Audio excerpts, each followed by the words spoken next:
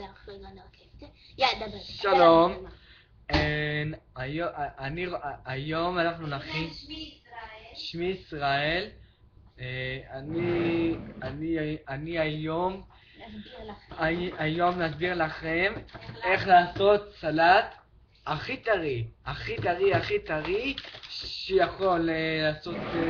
אנחנו לוקחים עכשיו, קודם אנחנו צריכים לקלוף את הירקות שלנו. אנחנו לוקחים מלפפונים, חותכים אותם קצוץ, לוקחים עגבנייה, מקלפים אותה, קולפים את הזרעים,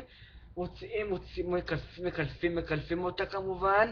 אנחנו לוקחים בצל, קודצים אותו דק, אנחנו שמים שמן זית, מלח, פפל שחור, עד שאנחנו מרגישים, עד שהסלט שלנו מעורבב.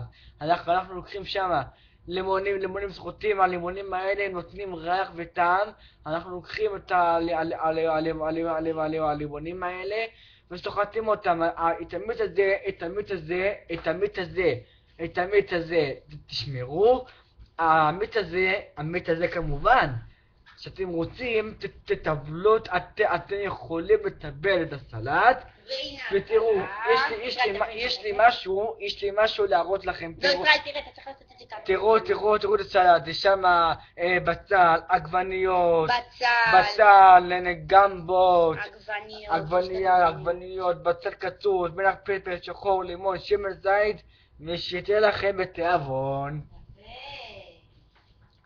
היום אני רוצה לדבר על כל מיני סרטונים.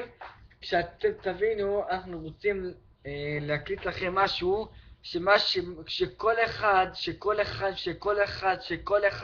אחד מבשל. אנחנו נשים עכשיו. הם לא יכולים לראות את זה. בוא נשמע את זה.